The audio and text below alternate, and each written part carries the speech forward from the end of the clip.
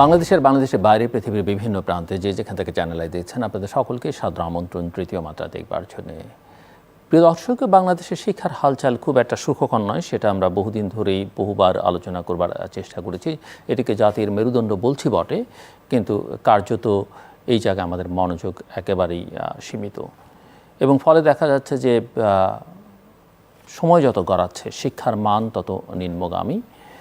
কিছু কিছু ভালো ছেলে মেয়ে তৈরি হচ্ছে, কিছু কিছু শিক্ষা প্রতিষ্ঠান আছে বলে, যেগুলো প্রথাগতভাবে আমাদের যে শিক্ষা ব্যবস্থা তার বাইরে অনেকটা, সেই কারণে। আর কিছু কিছু আছে যেগুলো হয়তো প্রচুর অর্থবিত্তশালী যারা, তাদের সন্তানদের জন্যে সেসব প্রতিষ্ঠান ভালো শিক্ষা নিশ্চিত করতে পারে, কিন্তু রাষ্ট্রের যে দায়িত্ব, রাষ্ট্র সেই দায়িত্ব পালন করছে কিনা এটি একটি বড় প্রশ্ন।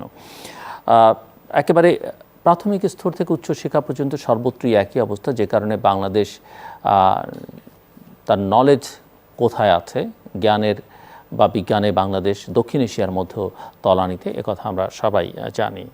কিন্তু আজকে আমরা কথা বলব বাংলাদেশের উচ্চশিক্ষা নিয়ে, উচ্চশিক্ষা ব্যবস্থা নিয়ে, এবং তার সঙ্গে আমরা কিছুটা বৈশ্বিক শিক্ষাকেও মেলাবার চেষ্টা করব। এইসব বিষয় নিয়ে কথা বলবার জন্য আমার সঙ্গে স্টুডিওতে রয়েছেন আমার বাসা আছেন পিএসবি ক্যাম্ব্রিয়ান গ্রুপের chairman M K. Bashar.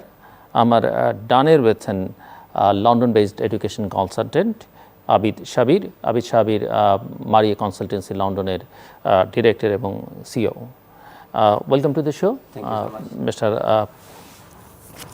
MK. Bashar, আপনাকেও স্বাগত তৃতীয় মাত্রায়।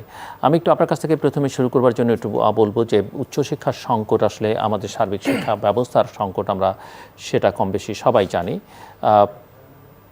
অনেক কারণ এখানে, বিভিন্ন শিক্ষাধারার কার্যক্রম প্রাথমিক পর্যায় থেকে শুরু করে শিক্ষকদের অনুপস্থিতি বা ভালো শিক্ষকের অভাব, বেসরকারি বিশ্ববিদ্যালয়গুলোতে হায়ার অ্যান্ড ফায়ার তত্ত্ব, সেটিও একটা বড় সমস্যা অনেকে মনে করেন। আবার এই যে পাবলিক ইউনিভার্সিটি থেকে বেসরকারি ইউনিভার্সিটিতে গিয়ে শিক্ষকরা দিচ্ছেন কাজে মনোযোগ তাদের বিচ্ছিন্ন হয়ে যাচ্ছে।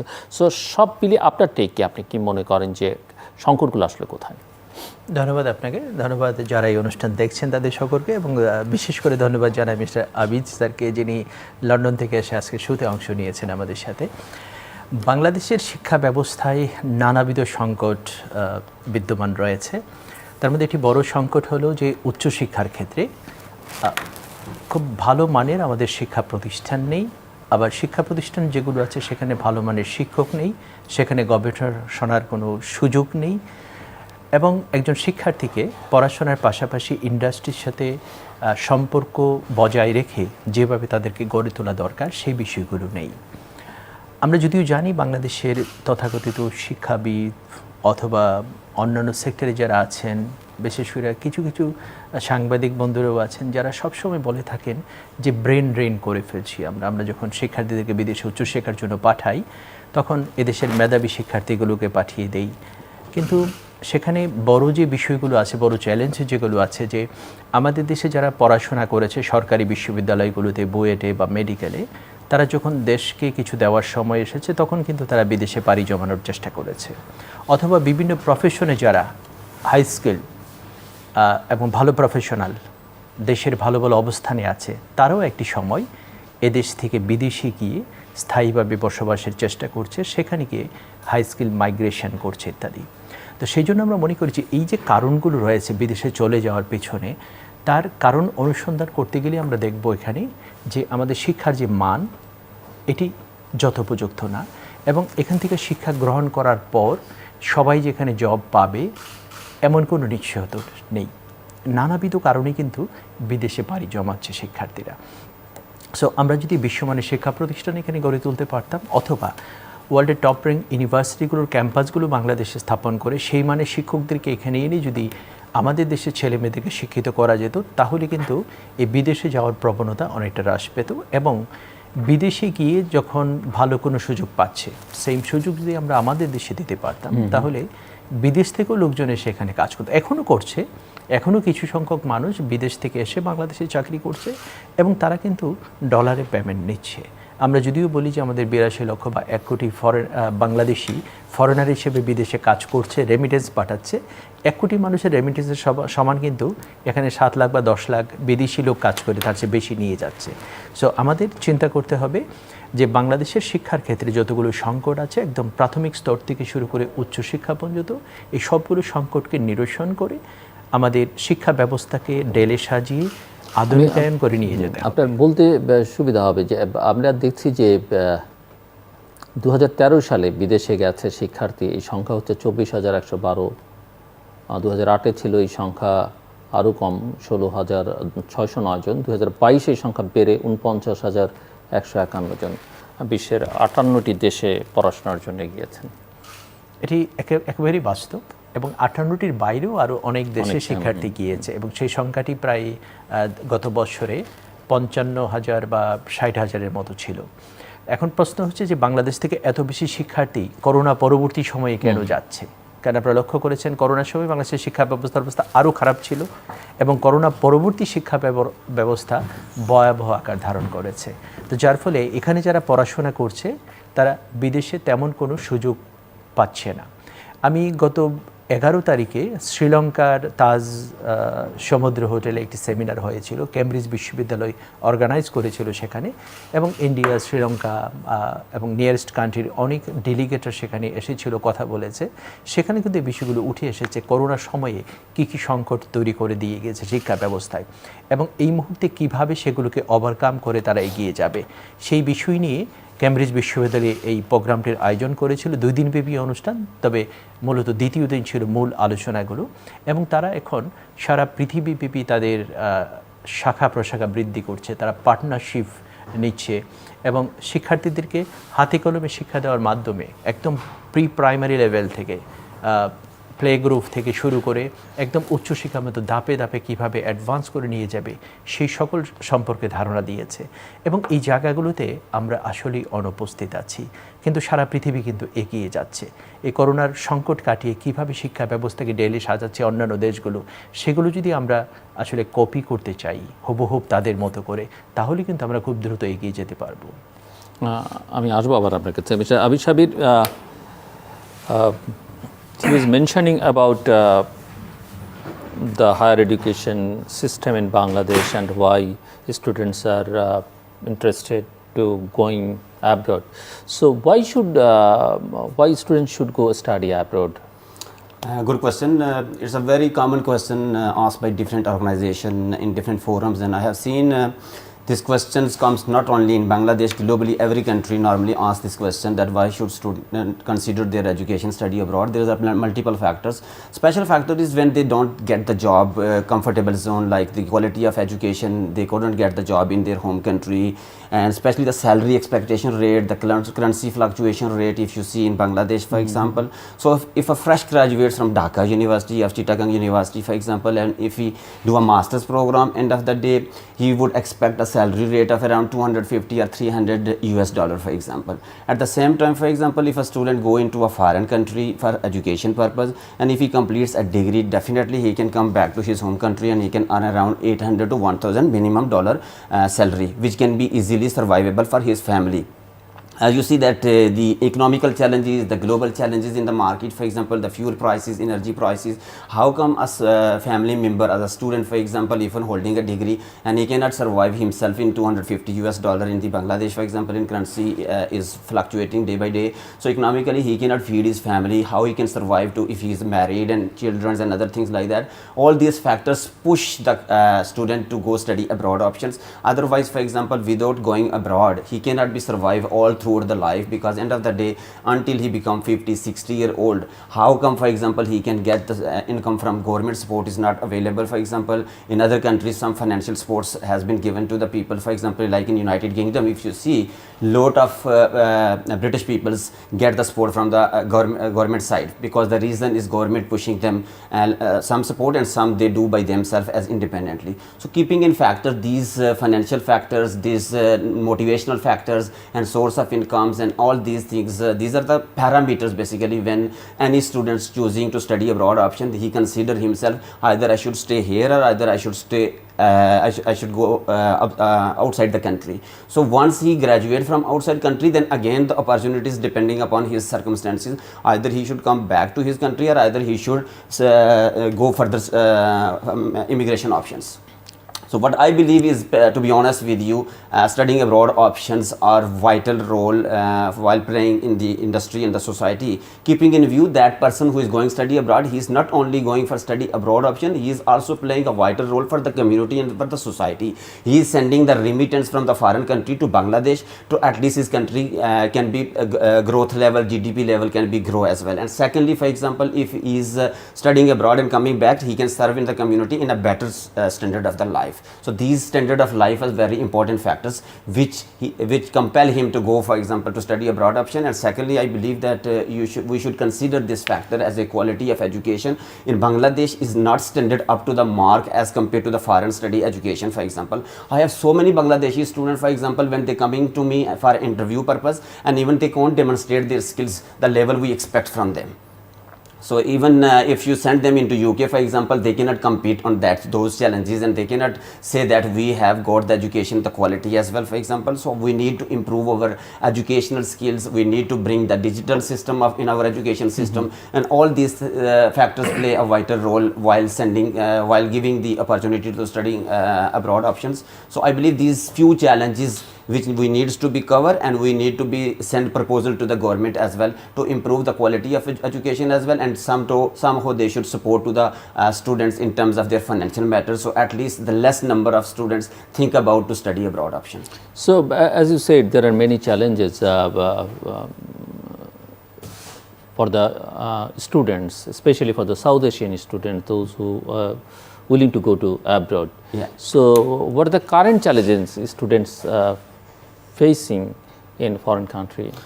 Challenges are always a lot, but major if you talk about, for example, the main challenge at the moment students going studying abroad options are the accommodation challenges, for example, the country where they are going, depending upon the country they are choosing as a destination for the foreign study. So main factor is, when a student going abroad, for example, initially the first challenge is the cultural challenge. The second challenge is financial challenge. The third challenge is a religious challenge. The fourth challenge is a support from is not available as a parental point of view or any social point of view. For example, when they studying abroad option, for example, the fifth challenge is job opportunity available. For example, the student who is going from here, he has just some amount of Bangladeshi taka, for example, little bit amount with them, and when they go abroad study option, for example, they are looking for part-time job as well, and they have to survive, they have to study, they have to make their assignments, coursework material, everything. So lot of financials, moral and cultural and other social factors are very important challenges during the first year of the study. So they need at least 1 year to settle down themselves while studying in a foreign country. Give me an example of this.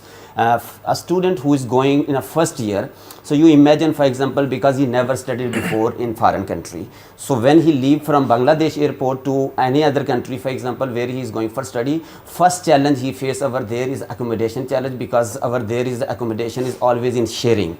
So student has to share the accommodation with the other students as well. He never have such kind of an experience while going over there. The second challenge you see, for example, when he has to go to the university, the examination system of the UK is different as compared to the Bangladeshi system. For example, the coursework, the material, the research work, for example, he has to do. He never has been such kind of adaptability to see what are the expectation level of the teachers and the professor. That's why most of the students fail in their exams in some of the module in the first year. So I always consider those factors as a career point of view to students to please at least get ready themselves well in advance when they planning to study abroad option. The third most important option is financial problem.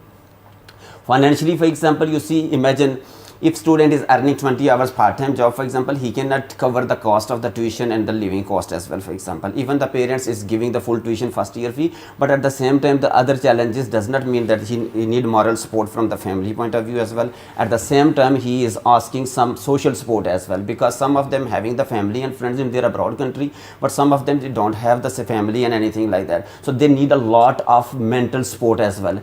According to the latest survey in 2022, if you check, the first challenge which has been taken into consideration for the international students studying abroad was the mental health issue.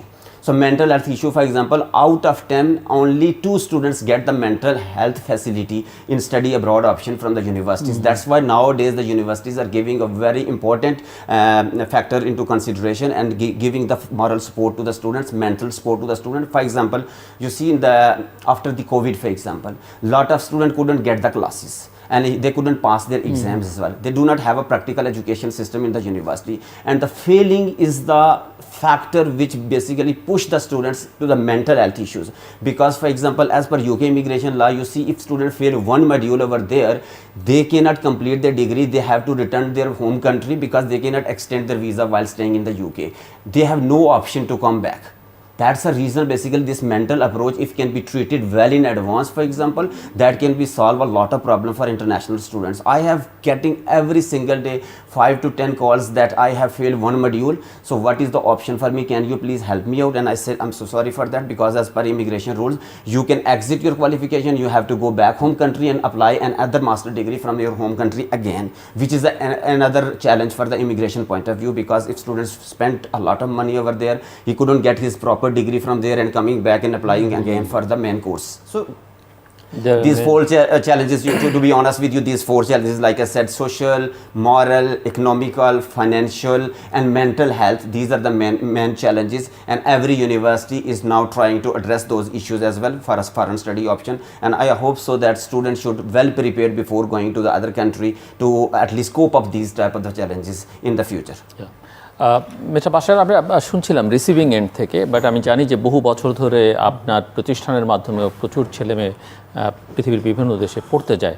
So আপনার and থেকে মানে আপনি কি মনে করেন যে কি ধরনের সমস্যা আসলে ফেস করছে এবং যে সমস্যাগুলো এই অর্থে অ্যাড্রেস করা হয় না বা এই এন্ড থেকে অ্যাড্রেস যে পয়েন্টগুলো এখানে রেজ করেছে প্রত্যেকটাই সেখানে আসলে বাস্তব এবং সেভাবেই প্রবলেমগুলো ক্রিয়েট হয়, কিন্তু কেউ সেটা সফলভাবে ওভারকাম করতে পারে, কেউ বা করতে পারে না। তো এই ক্ষেত্রে যদি ফ্যামিলি থেকে সাপোর্ট থাকে এবং বিশেষ করে অন্তত প্রথম 1 বছর সেখানে সেটেল হওয়ার জন্য 1 বছরের টিউশন ফি এবং লিভিং এক্সপেন্সটা যদি ফ্যামিলি থেকে সাপোর্ট দিতে পারে, তাহলে বাকিটুকু তারা হয়তো কিছুটা কাজ করে কাভার করে নিতে পারে। অন্যদিকে আমাদের এই চ্যালেঞ্জগুলো কিছুটা কম মোকাবেলা করা যেত যদি স্টুডেন্টরা শুরু থেকে পুরো বিষয়টা সম্পর্কে ভালো করে জেনে যেত।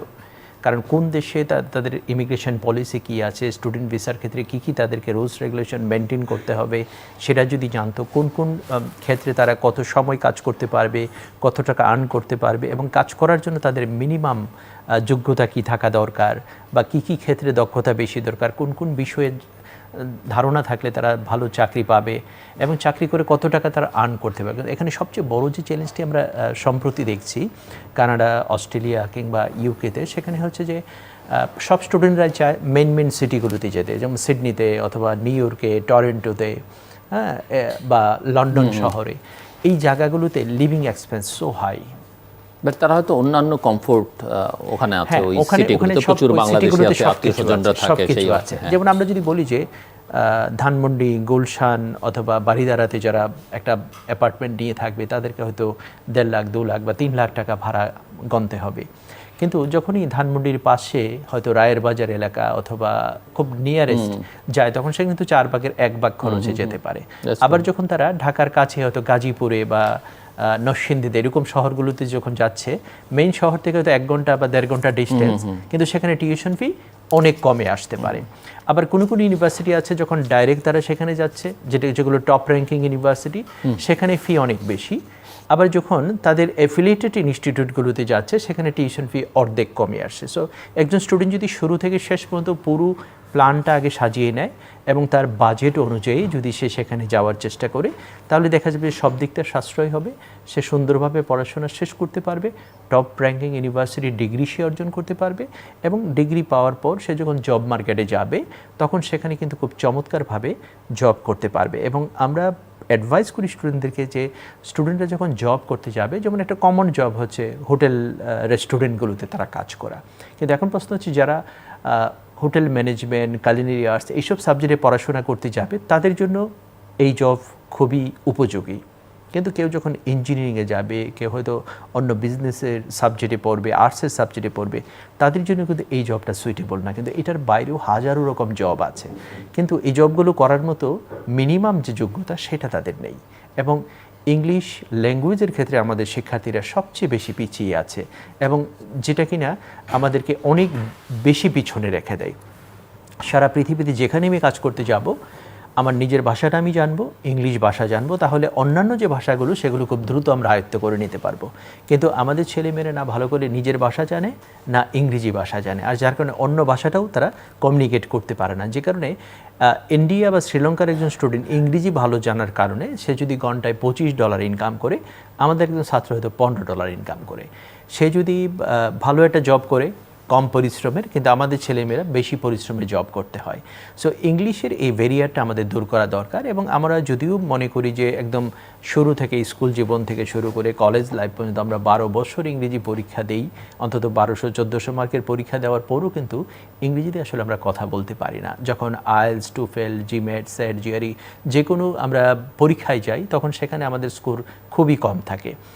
তো শুধুমাত্র যদি একজন শিক্ষার্থী বিদেশে উচ্চশিক্ষার কথা চিন্তা করে বা দেশে শিক্ষার কথা চিন্তা করে, তারা যদি নিজের ভাষার পাশাপাশি বাংলা ভাষার পাশে ইংরেজি ভাষার দক্ষতাটা যদি অর্জন করে, এবং বিশেষ করে ইংরেজি ভাষা শেখার জন্য, যেহেতু এটি বিদেশি ভাষা, সুতরাং বিদেশি ভাষা যেখান থেকে উৎপত্তি হয়েছে, তারা যেভাবে শিখছে, সারা পৃথিবীতে যেভাবে ছেলেমেয়েরা শিখছে, একই ধাপে তাদেরকে শিখতে হবে। সো সেই ক্ষেত্রে আমরা দেখেছি স্টার্টার, মুভার, ফ্লায়ার থেকে শুরু করে একদম B2, B1, C2 লেভেল বা C1 লেভেল পর্যন্ত কন্টিনিউ ক্যামব্রিজ বিশ্ববিদ্যালয় সারা পৃথিবীতে এই ল্যাঙ্গুয়েজ সাপোর্টটা দিয়ে আসছে। এবং সম্প্রতি তারা ল্যাঙ্গুয়েজ শেখানোর জন্য বিদেশের বিভিন্ন 170টা দেশে তারা ক্যামব্রিজ ইউনিভার্সিটির পার্টনারশিপ দিচ্ছে। এটি অনেক বড় একটি কাজ। এবং আপনি হয়তো শুনবেন, এখন থেকে 6 মাসের মধ্যে বাংলাদেশেও ক্যামব্রিজ বিশ্ববিদ্যালয়ের এডুকেশন পার্টনার রয়েছে। এখন যদি সরকার এখানে বাধার সৃষ্টি না করে, আমরা কিন্তু সেটা শুরু করতে পারবো উইদিন 6 মান্থ বা তারও আগে আমরা সেই কাজটি শুরু করতে পারবো, যে আমরা ক্যামব্রিজ বিশ্ববিদ্যালয়ের এডুকেশন পার্টনার হিসেবে ছেলে মেয়েদেরকে একদম প্লে গ্রুপ থেকে শুরু করে হাই স্কুল, কলেজ, এমনকি বিশ্ববিদ্যালয় লেভেল পর্যন্ত তারা যেতে পারবে, সেটি আমরা C1 লেভেল পর্যন্ত এখানে কমপ্লিট করিয়ে দিতে পারবো। পাশাপাশি C1 লেভেল যখন একটা ছাত্র কমপ্লিট করবে, তখন সেই বিশ্ববিদ্যালয়ে যেতে কিন্তু তার কোনো বাধা থাকবে না। এবং সবচেয়ে ইন্টারেস্টিং হচ্ছে, একজন শিক্ষার্থী যদি ইংলিশ প্রফিসিয়েন্সি কমপ্লিট না করে বিদেশে যায়, তাহলে সেখানে গিয়ে করার সুযোগ আছে, কোনো ইউনিভার্সিটি দিয়ে থাকে, কোনো দেশ দিয়ে থাকে, কিন্তু এটার জন্য তাদেরকে খরচ করতে হয় 30 থেকে 40 লাখ টাকা, যেখানে বাংলাদেশে করতে মাত্র 20 থেকে 30 হাজার টাকা খরচ হয়। সো 20 থেকে 30 হাজার টাকা খরচ করে আমি যে জিনিসটা পাবো, সেটাই আমার 20 থেকে 30 লাখ টাকা খরচ করতে হচ্ছে। নাম্বার 2 হচ্ছে যে আমি ভালো ইউনিভার্সিটিতে চান্স পাচ্ছি না, আমার 1 বছর সময় ব্যয় হবে।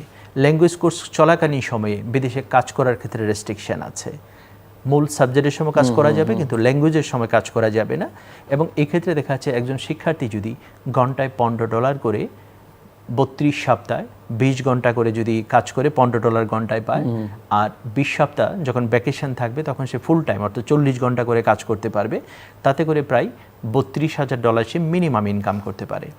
আর সেখানে আরও প্রায় $30,000 তার সাশ্রয় হয় অ্যাকোমোডেশন এবং টিউশন হিসেবে। সো এখানে দেখেন 50 থেকে 60 লাখ টাকা সে শুধু সেভ করতে পারে প্রথম 1 বছরে, শুধু আইএলটিএস, টোফেল বা এরকম একটি ল্যাঙ্গুয়েজ কোর্স কমপ্লিট করেই। এবং এটার জন্য তার সময় খুব বেশি ব্যয় হয় না।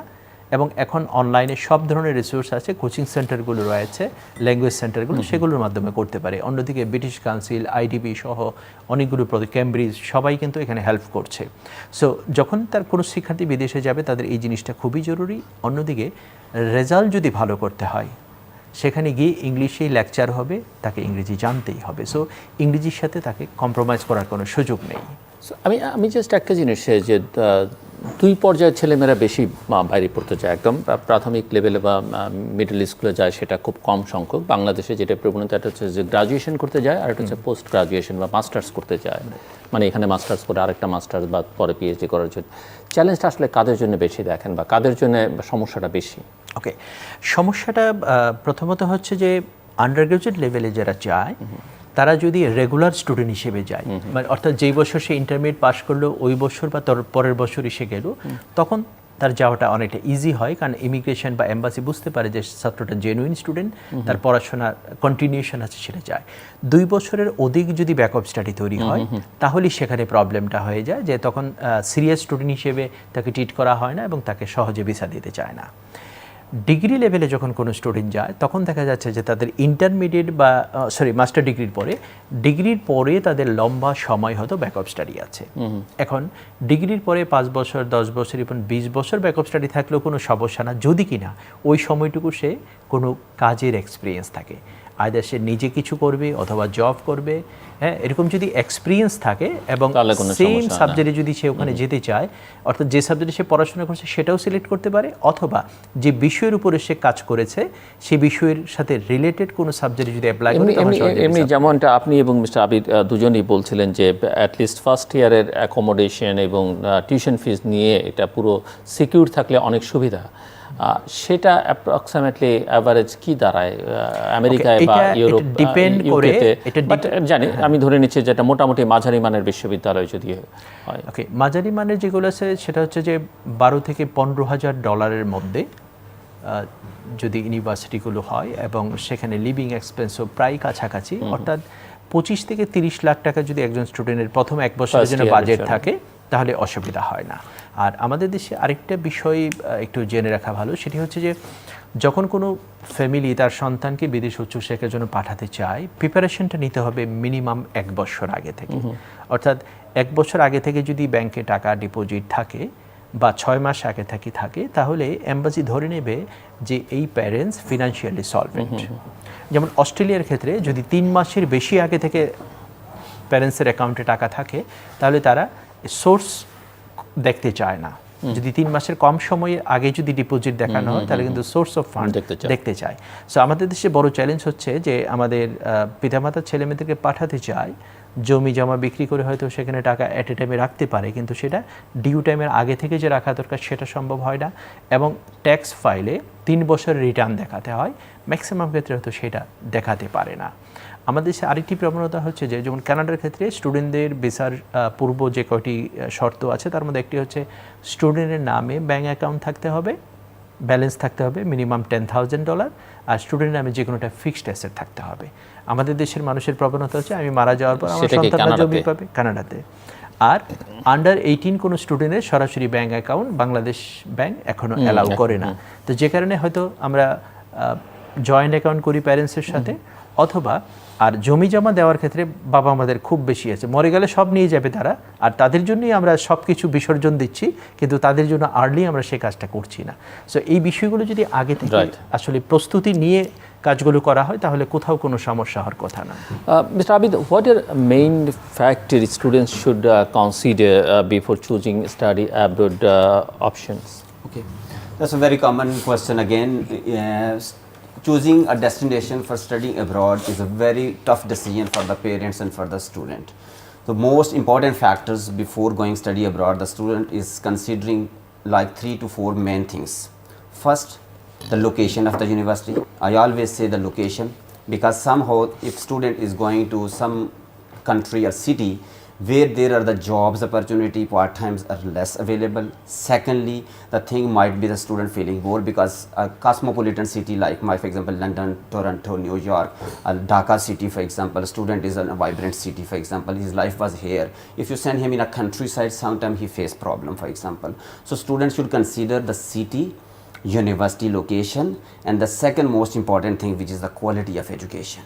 Now when you talk about the quality of education, there is a lot of factors coming into mind. For example, what quality of education you're talking about. So first quality of the factor is basically the university you are going study abroad option, what teaching status they have. In UK education system, if you talk about, we have a platinum status, we have gold status, and we have a silver status for teaching quality. The student consider, for example, teaching quality is a good of the university. For example, the quality like gold status or platinum status, that means the university is in a good standard rate in terms of providing the quality education.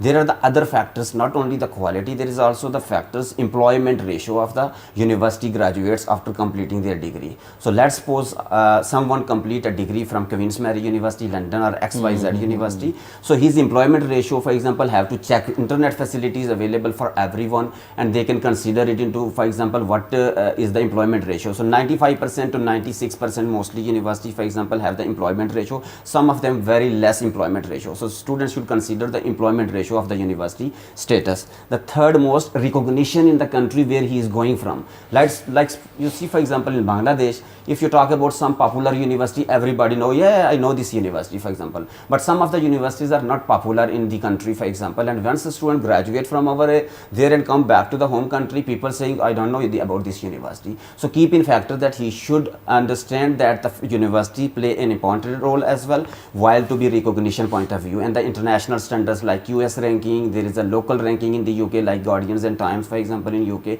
So these are the most important factors while considering study abroad option. The most important, the last option, which is the tuition fees.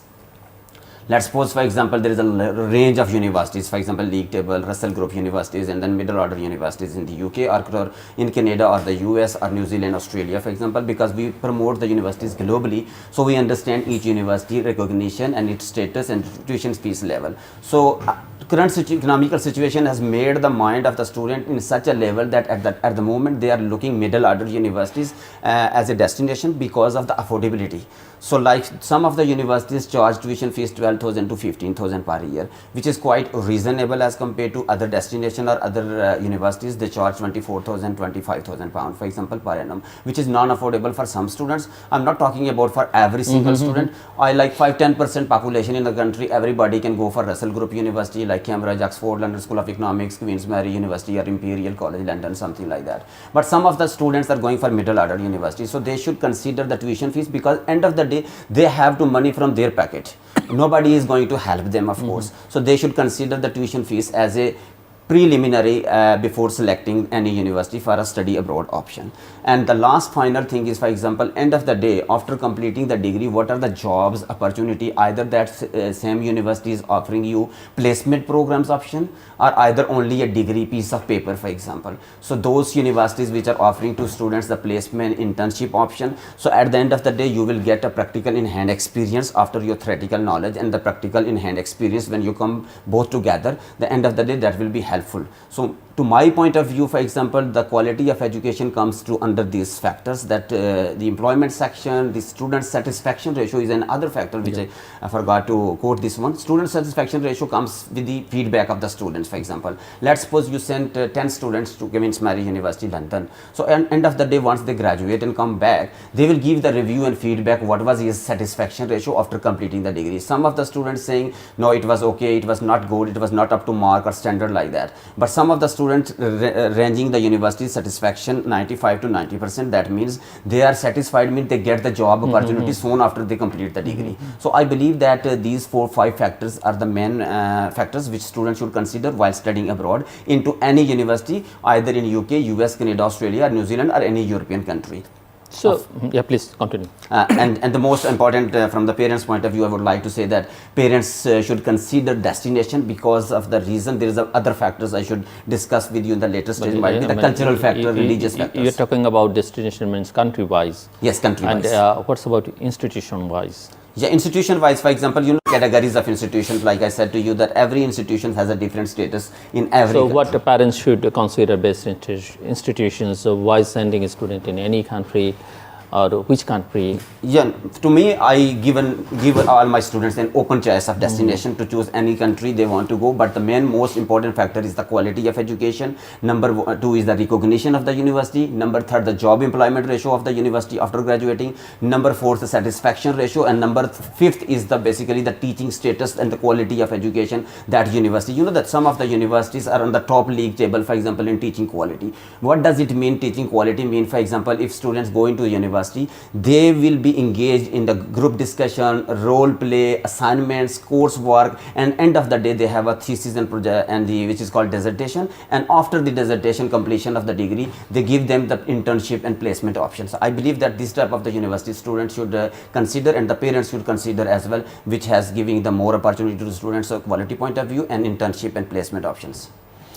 So mister Bashar, আমি যদি আপনার কাছে আসি এবং আপনি শুনছিলেন আবিদের কথা, সেখান থেকে যদি আপনার কাছে বলবার থাকে, বাংলাদেশে আমরা দেখছি 2023 সালের Times Higher Education World University ranking অনুযায়ী ঢাকা বিশ্ববিদ্যালয়, আমরা যেটিকে দেশের সর্বোচ্চ বিদ্যাপীঠ বলি, এবং নর্থ সাউথ ইউনিভার্সিটি, এদের অবস্থান 600 থেকে 800-র মধ্যে, মানে প্রথম 600-র মধ্যে কেউই নেই। কৃষি বিশ্ববিদ্যালয় বা প্রকৌশল বিশ্ববিদ্যালয়, খুলনা প্রকৌশল বিশ্ববিদ্যালয়, প্রযুক্তি ও কৌশল, এগুলো সব 1202 থেকে 1500-র মধ্যে। সো একার্থে আসলে উন্নত মানের শিক্ষা এখন আর বাংলাদেশে নেই, এটা নিশ্চিত করেই বলা যাচ্ছে কি? নিশ্চয়ই। এবং স্যার যেখানে কোয়ালিটি এডুকেশনের ক্ষেত্রে যে 4-5টি পয়েন্টের কথা বললেন, কিউএস ওয়ার্ল্ড র্যাঙ্কিং যখন এই ইউনিভার্সিটিগুলোকে র্যাঙ্কিং করা হয় বা টাইমসের র্যাঙ্কিং অনুযায়ী অথবা লোকাল যে র্যাঙ্কিংগুলো করা হয়, সেখানে কিন্তু এই কয়টি বিষয়কেই বেশি প্রাধান্য দেওয়া হয়, যে এখানকার স্টুডেন্টদের স্যাটিসফ্যাকশন কী আছে, এখানকার ফ্যাকাল্টি কতজন পিএইচডি ডিগ্রিধারী, কতজন কোন ক্যাটাগরির আছে, তাছাড়া এখান থেকে পড়াশোনা শেষ করে কত পার্সেন্ট শিক্ষার্থী পড়াশোনা শেষ করার 6 মাসের মধ্যে জব পেয়েছে, কত পার্সেন্ট 1 বছরের মধ্যে জব পেয়েছে, এখানে রিসার্চ কী হচ্ছে, কী নতুন নতুন পেপার পাবলিশড হচ্ছে, এরকম অনেকগুলো মানদণ্ডের ভিত্তিতে কিন্তু এই র্যাঙ্কিংগুলো করা হয়। সো স্যার যতগুলো কথা বলেছেন, একজন শিক্ষার্থীর পক্ষে কিংবা একজন অভিভাবকের পক্ষে হয়তো অনেক সময় এই বিষয়গুলো যাচাই বাছাই করার সুযোগ থাকে না এবং তাদের জানাও থাকে না কীভাবে বাছাই করে দেখে নেবে। যদি এরকম কোনো অভিভাবক আমরা পাই, তাহলে সত্যি খুব আনন্দিত হয় এবং খুব অল্প সংখ্যক সচেতন অভিভাবকই এই বিষয়গুলো বিবেচনায় রেখে তাদের সন্তানের জন্য country choice, university choice, subject choice বা লোকেশনগুলো চয়েস করে থাকেন। বাট আমরা যদি কমন একটি সূত্রকে ফলো করি, শুধু যে আমরা যে দেশে যেতে চাই ওই দেশের টপ 10 ইউনিভার্সিটি যদি আমরা বাছাই করি এবং সেখানে যে সাবজেক্টটা আমার জন্য প্রযোজ্য বা যে সাবজেক্ট আমি পড়তে চাই সেটাকে যদি আমি সিলেক্ট করি, আর সেখানে আমি অ্যাফোর্ড করতে পারবো কিনা এই খরচের বিষয়টা যদি আমি জেনে নিই, তাহলে কিন্তু আমার জন্য খুব সহজ হয়ে যাবে। কারণ যারা টপ 10-এ আছে তাদের এই সকল রিকোয়ারমেন্ট ফুলফিল করে আছে। আমরা যদি ওয়ার্ল্ড ওয়াইড চিন্তা করি যে টপ 100-এর মধ্যে কারা আছে, তাহলে ইজি হতে পারে। যেমন রাসেল গ্রুপের যে ইউনিভার্সিটিগুলো কথা বললেন, সেগুলো ম্যাক্সিমামই টপ 100-এর মধ্যেই আছে। এখন এই ইউনিভার্সিটিগুলোতে যারা যাবে তাদের জন্য জব কোনো সমস্যা না, তাদের জন্য ওখানে স্থায়ীভাবে বসবাস করা থেকে শুরু করে সমস্ত ফ্যাসিলিটি তারা সেখানে এনজয় করবে। সেটা কি শিক্ষা শেষ করবার পরে না, শিক্ষাকালীন সময়ে তারা পার্ট টাইম জব করবে। তার মধ্যে কিছু জব আছে অন ক্যাম্পাস, কিছু আছে আউটসাইড অফ ক্যাম্পাস করতে পারবে। আর পড়াশোনা শেষ করার পর ম্যাক্সিমাম ইউনিভার্সিটিগুলো যেটা বলেছেন যে জব প্লেসমেন্ট দিচ্ছেন অথবা ইন্টার্নি করার সুযোগ দিচ্ছেন। যখনই ইন্টার্নি করার সুযোগ হবে, যেমন যারা নর্থ সাউথ ইউনিভার্সিটি বা ঢাকা ইউনিভার্সিটির 10 জন স্টুডেন্টকে বলা হলো জেএনএলআইতে ইন্টার্নি করবে 3 মাসের। এখন জেএনএলআই যদি মনে করে যে ঢাকা ইউনিভার্সিটি জার্নালিজম ডিপার্টমেন্টের এই 10 জন ছাত্রের মধ্যে 2 জন ছাত্র আছে খুবই ভালো, তাহলে জেএনএলআই তাকে অফার দেবে যে ঠিক আছে আমাদের সাথে তোমরা কন্টিনিউ করতে পারো। ঠিক আছে, সো এইভাবে কিন্তু জব প্লেসমেন্টে যখনই যাচ্ছে বা ইন্টার্নিতে যাচ্ছে, ইন্টার্নি থেকে জব প্লেসমেন্ট ইজিলি হচ্ছে। পৃথিবীর এখন বহু ইউনিভার্সিটি আছে যারা কিনা গ্রুপ অফ কোম্পানিগুলো রান করছে, অথবা ইউনিভার্সিটিগুলোর অনেক ধরনের সাইট বিজনেস রয়েছে। ইভেন বাংলাদেশেও আছে। আমরা যদি বলি যে নর্থ সাউথ বিশ্ববিদ্যালয়, এই বিশ্ববিদ্যালয়ে যারা ট্রাস্টি আছে তারা বাংলাদেশের বড় বড় গ্রুপ অফ কোম্পানিগুলোর ওনার আছেন। সো ইচ্ছে করলে কিন্তু সকল স্টুডেন্ট থেকে যার যার কোম্পানিতে বিভিন্ন সেক্টরে ওনারা কাজের সুযোগ করে দিতে পারেন। যেমন চ্যানেলের ইউনিভার্সিটি আছে, মানে এই গ্রুপের চ্যানেলাই কর্তৃপক্ষের যারা আছেন তারাই ওই ইউনিভার্সিটির ট্রাস্টি আছে। সো এখানে যখন ওই ইউনিভার্সিটির শিক্ষার্থীরা এখানে এসে ইন্টার্নি করবে এবং এখানে যদি তাদেরকে সুযোগ করে দেওয়া যেতে পারে তাহলে কিন্তু ইজি হয়। তো সে কারণে যখনই কোনো শিক্ষার্থী বা অভিভাবক কোনো ইউনিভার্সিটি চয়েস করবে তখন তাদেরকে দেখতে হবে এই সুযোগগুলো কাদের আছে। অন্যদিকে কোনো ইউনিভার্সিটি আছে ওয়ার্ল্ডের টপ যে আপনার কোম্পানিগুলো আছে, মাল্টিন্যাশনাল কোম্পানিগুলো, তারা 100, 200, 300 ইভেন 500 কোম্পানির সাথে তাদের চুক্তি রয়েছে এবং ইউনিভার্সিটিতে প্রতি বছর তারা জব ফেয়ার করে থাকে। কোম্পানিগুলো তারা সরাসরি চলে আসে ইউনিভার্সিটিতে এসে জব ফেয়ার করে, এখান থেকে স্টুডেন্টরা ইন্টারভিউ ফেস করে এবং এর মাধ্যমে বাছাই করে নিয়ে নিতে পারে। তো যে কারণে বড় বড় ইউনিভার্সিটিগুলো তাদের ডিগ্রি শেষ হওয়ার 6 মাসের মধ্যেই 95% স্টুডেন্ট জব ফ্যাসিলিটি পাচ্ছে এবং এটি কিন্তু তাদের টপ র্যাঙ্কিং আসার জন্য একটি অন্যতম ক্রাইটেরিয়া। এই জিনিসগুলো বাংলাদেশে খুবই কম, নাই বললেই চলে। ঠিক আছে, সো এই জন্য আমরা মনে করি যে বাংলাদেশের ইউনিভার্সিটিগুলো যদি আমাদের দেশের যতগুলো ন্যাশনাল অ্যান্ড মাল্টিন্যাশনাল কোম্পানি আছে তাদের সাথে যুক্ত হয়ে তাদের মানে কোম্পানিগুলোর রিকোয়ারমেন্ট ফুলফিল করতে পারে এবং তারা যেই রকম দক্ষতা সম্পন্ন লোক চাচ্ছে সেরকম কর্মী যদি তারা এখান থেকে পেয়ে যেতে পারে তাহলে কিন্তু বাইরে থেকে তাদেরকে হায়ার করতে হয় না। তো এইভাবে যদি আমরা কাজগুলো করতে পারি তাহলে বাংলাদেশের চাহিদা আমরা মেটাতে পারবো এবং বহির্বিশ্বে কাজ করেও সেখান থেকে প্রচুর পরিমাণে রেমিটেন্স আমরা নিয়ে আসতে পারবো। এতে করে কিন্তু বাংলাদেশের উন্নয়ন আরও বেশি ত্বরান্বিত হবে। Mr. Abid, what is the future of foreign qualified students? Very good question. This is the main investment. Initially, we start the conversation. Any students going study abroad, there's a lot of dreams and they have a lot of hopes and expectation levels while studying abroad, and they see what could be the outcome after completing a degree. Students, especially for example, you talk about the bachelor degree, they invest around 60,000-70,000 pound tuition fees initially to complete a bachelor's, and if somebody is going for a master's program, so they spend around 20 to 25,000 on an average tuition fees for a master's program. After completing the degree, their expectation levels are very high. So what could be the happen if somebody is completing a degree from a foreign country? There is a load of opportunities available. The first opportunity is available in the country where they are living, where from they have completed their degree. If you talk about the UK, US, Canada and Australia, at the moment they are offering the students 2 years post-study work visa, which is a very, very useful tool for the international student to use this practically. For example, you know that to get an experience from a foreign country and to use it while if you coming to your back home country, the employer gonna ask you, do you have a foreign qualification? Yes, I have a foreign qualification. Second question, do you have an experience? Yes, I have a UK, US, Canada and Australia experience. Keeping in mind UK is giving 2 years post-study work visa after bachelor's or master's program. Keeping in view the facts, Canada is giving 3 years post-study work visas to international students. Australia is also giving the same work visa option available. Ireland is given 2 years post-study work visa and European Union given 18 months post-study work visa. These are the main things. The second most important thing I forgot during my conversation, if somebody is doing the high ranking university degree program, especially in QS ranking like in top 200, there is a job seeker allowance visa available for international students to go to study, to go for search of the job in international any country if your university is falling in the top 200 ranking. So Netherlands is a one country which is giving the such kind of a job seeking visa to students who already have completed the degree into top 200 ranking. The third most important factor, after completing your bachelor's and master's for example and getting 2-year work experience, you have option to migrate to any other country, either to live in the same country to get a sponsor to for permanent residency, or either if you are very, very committed to serve to community to your local country, like the country from you went, if you want to serve the humanity, if you want to your own country to serve them for example, come back to your home country. And this country, when they come back with experience and with qualification as well, definitely I believe that there is a lot of multinational companies working over here and they can give him very handsome salary in start for example. So that means the student who already went from the start to end for example and investing of money, getting an experience and foreign qualification, he has a very bright future if he come back to the Bangladesh and serve to the community. So I believe that these type of things should be encouraged to the student internationally if they study abroad. Don't consider it in a negative way, for example, that why the intellectual and IQ level students and bright students are going the foreign professional peoples, the local professional doctors, nurses, pharmacists going abroad.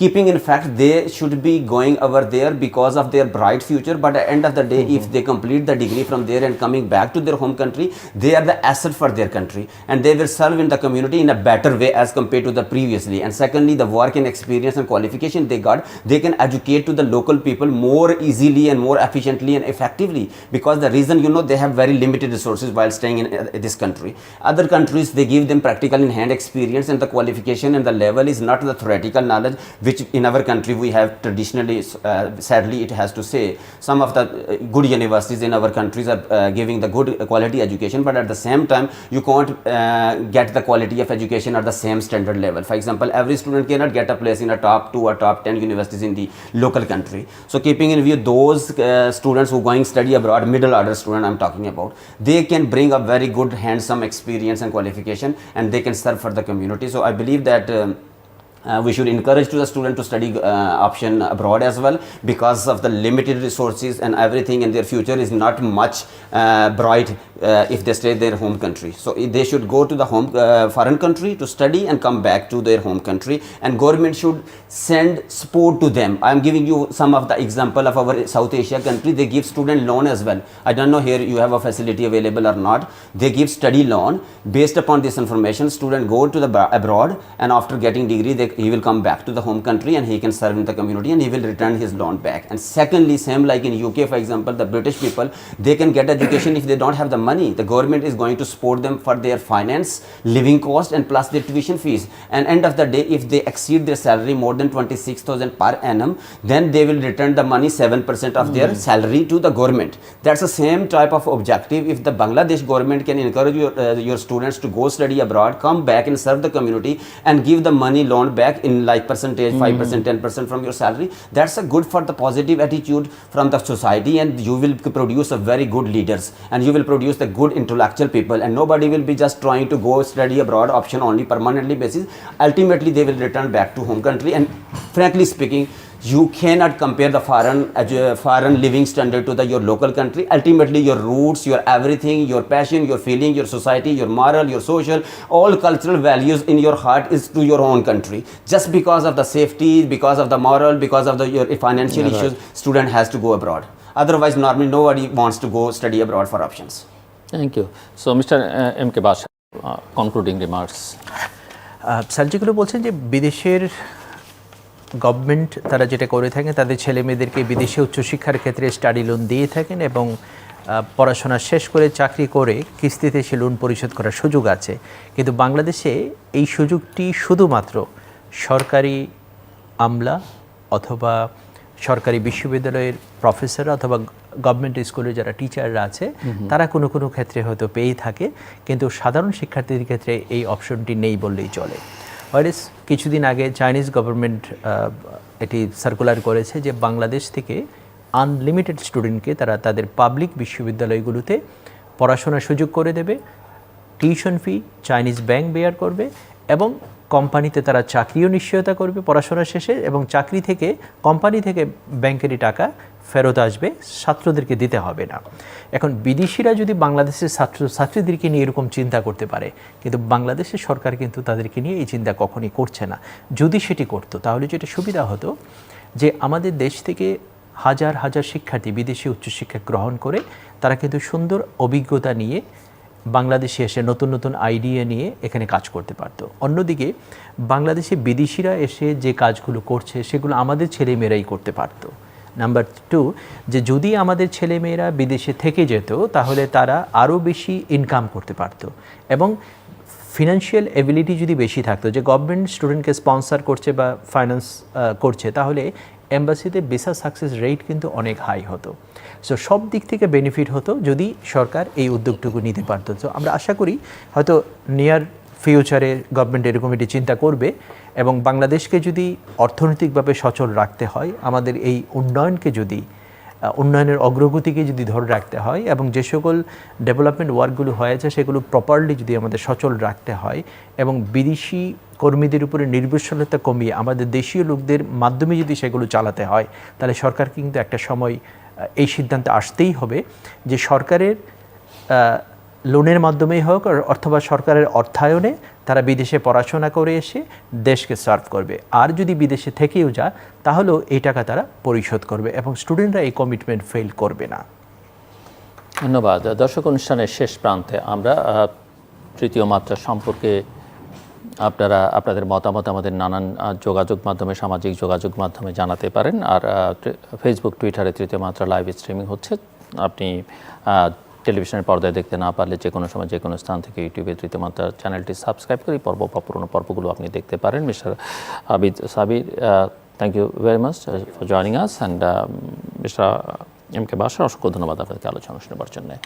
দর্শক, কথা হচ্ছিল উচ্চশিক্ষা নিয়ে এবং বাংলাদেশের উচ্চশিক্ষার মান এবং সামগ্রিকভাবে শিক্ষার মান যে খুবই নিম্নগামী, একথা আমরা সকলেই জানি, স্বীকার করি বা না করি, সেটা অবস্থান ভেদে পার্থক্যটা আমরা দেখতে পাই। কিন্তু শিক্ষার করুণ অবস্থা, এই জায়গায় আমরা অনেক অবকাঠামো নিয়ে কাজ করি, অনেক হার্ডওয়্যার নিয়ে কাজ করি। আমি বলবো যে প্রচুর ইনফ্রাস্ট্রাকচার তৈরি করছে, কিন্তু সফটওয়্যার আমাদের মনোযোগ নেই, শিক্ষা স্বাস্থ্যে আমাদের মনোযোগ খুবই সীমিত। উচ্চশিক্ষার জন্যে সেই অর্থে এখন বাংলাদেশের কোনো শিক্ষা প্রতিষ্ঠানে আন্তর্জাতিক মান বললেও ভুল ভালো হবে, দক্ষিণ এশিয়ার মানুষ সেই অর্থে নেই। সেই জায়গায় একটা বড় অপশান স্টুডেন্টদের জন্য, বিশেষ করে যাদের সামর্থ্য আছে কিংবা যারা মেধাবী, তাদের জন্য বিদেশে বিভিন্ন দেশে বিভিন্ন শিক্ষা প্রতিষ্ঠানে লেখাপড়া করা। তার জন্যে সমস্যা কী, সম্ভাবনা কী, সুযোগ সুবিধা কী, আমার অতিথিরা সেটা বলবার চেষ্টা করছেন। আরেকটা হচ্ছে যদি সরকার খানিকটা নীতিগত সহায়তা দেয়, এই বিষয়ে ইতিবাচক সিদ্ধান্ত পোষণ করে যে বিদেশি শিক্ষা প্রতিষ্ঠানগুলোকে আন্তর্জাতিক মানের শিক্ষা প্রতিষ্ঠানের ক্যাম্পাস যদি বাংলাদেশে করবার একটা সুযোগ করে দেওয়া হয়, সেটা জয়েন্ট ভেঞ্চারে হতে পারে, নানা পদ্ধতিতে হতে পারে।